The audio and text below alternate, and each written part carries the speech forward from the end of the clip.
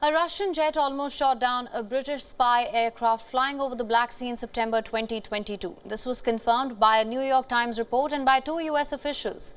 They said it was a much more serious incident than originally portrayed, and that it could have been synonymous to an act of war.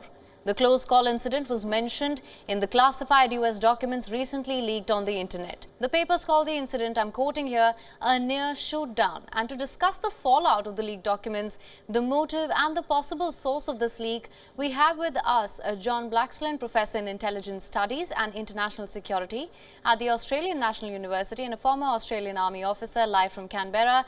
Thank you so much for joining us, sir. Good to be with you, Hayne. Thank you for having me on the show. To begin with, sir, in the latest, Russia nearly shot down British spy plane near Ukraine. As per the leaked documents, it claims that it could have been synonymous to an act of war. How do you assess these findings?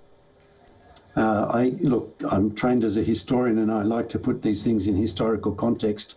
And there's been shooting down of aircraft before. Let's not forget the U-2 spy aircraft was shot down in 1960. Francis Gary Powers shot down. And these things happen.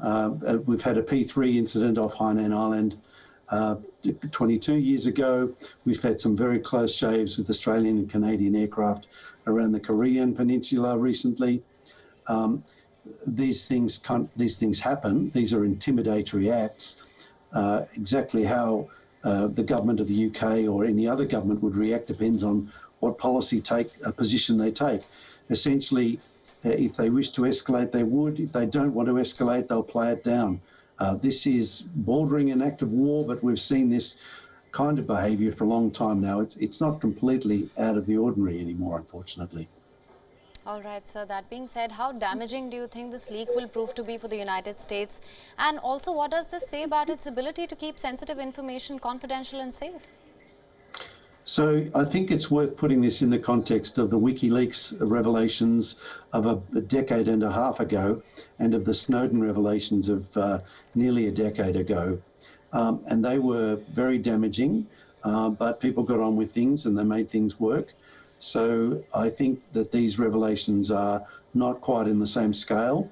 And then partly they're less creditable because it seems more and more compellingly evident that this is something that the Russians have had a hand in terms of controlling the release of it and in doctoring the contents to suit their interests, to discredit the United States, to undermine the cause of Ukraine, and to make allies like Korea and Israel and others question the ties that they have with the United States, and for those in Europe to question the appropriateness of their continuing support for Ukraine.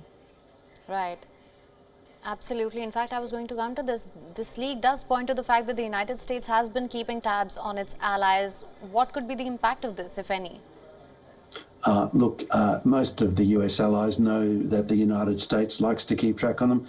Let's face it, the US president has an understandable inclination to want to understand what's happening in the countries with which they partner, be that close or not so close partnering.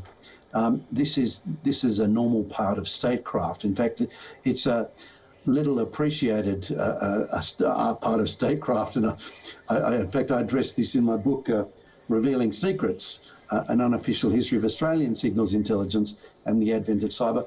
Most people don't quite appreciate just how significant intelligence is to the business of diplomacy and statecraft. It's par for the course. It's normal.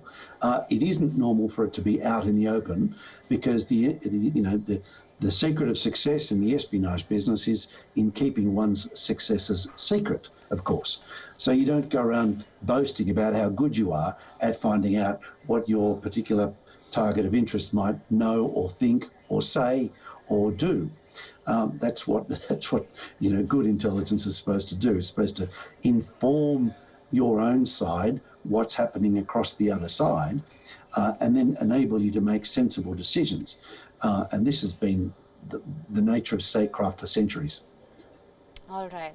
Well, of course, intricate security details of the war in Ukraine, Russia's planning and ops have been leaked online as per these documents. How do you see this impacting the war in Ukraine and the United States' role in this situation? Yeah, so this is interesting to see just how much the revelations will actually derail or delay or alter the plans for a Ukrainian late spring, early summer offensive.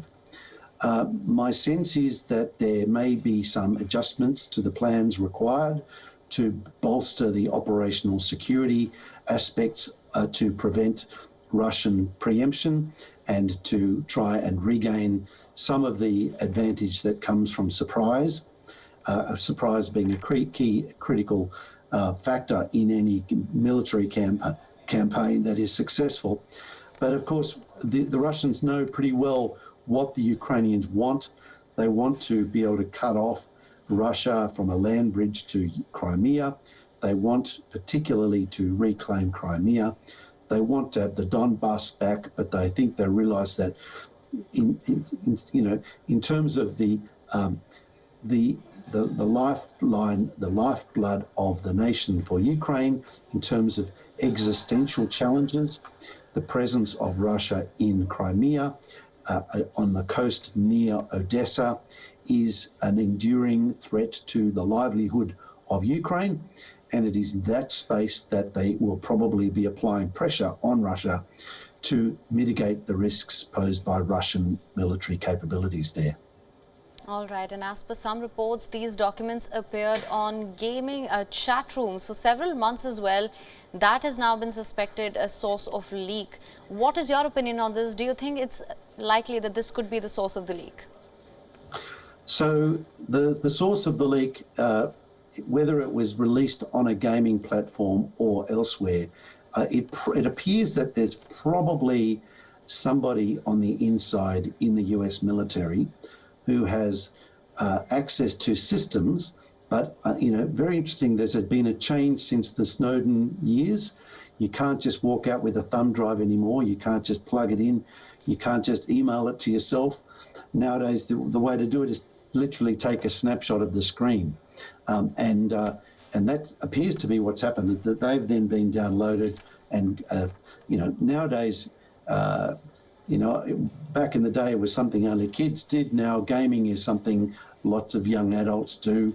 Lots of people who might be employed in the intelligence community in the United States. There's potentially a large pool of potential, perpetrators of this who may have been involved. But it seems that it is being done by somebody who is supportive of the Russian cause. And there may be somebody who's, a fellow traveller in the United States, somebody who's intellectually persuaded by the merits of Russia's invasion of Ukraine, but maybe they have a grudge against the Biden administration. There's a range of plausible potential motives and potential candidates in that pool. Right. So what do you reckon could be the motive for this leak? I mean, who would go to such lengths? So, part of the problem at the moment is that the United States is politically so fractious and so divided and very polarized that there are, I think, a large number of people who are members of the government, in terms of being part of the bureaucracy, who may have access to this kind of information, but who may wish to harm the Biden administration and who may not believe in the war in Ukraine, who may wish to undermine support for that, and who might be happy to let the Russians have access to that information. Alternatively, it might be just something that, money talks, as they say. It could easily be just simply a financial transaction where a Russian agent is doing this for the money. Now, coming back to a point that you'd made earlier, that this could be seen as an aspect of just statecraft, the files do suggest that Washington has been closely monitoring Antonio Guterres. The US government believes that the UN Secretary General is too willing to accommodate Russian interests as per these documents. What's your take on this? The UN Secretary General has a long track record of being seen to be sympathetic to the views of countries that are now seen in adversarial terms by the United States. That's not something new. That's been something on the record for a long time.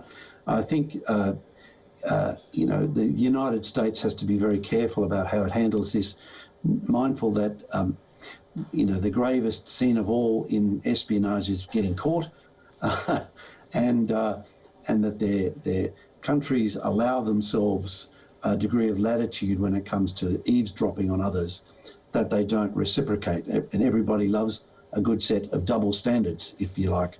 That certainly applies in the espionage business as well. The United States will be looking to play this down and to maybe in private discussions perhaps look to allay the concerns of the Secretary General that he might have as to what's happening about him. All right. Well, Professor Blaxland, thank you so much for joining us with your insights on this. Good to be with you. Thanks for having me on the program, Hen. WION is now available in your country. Download the app now. Get all the news on the move.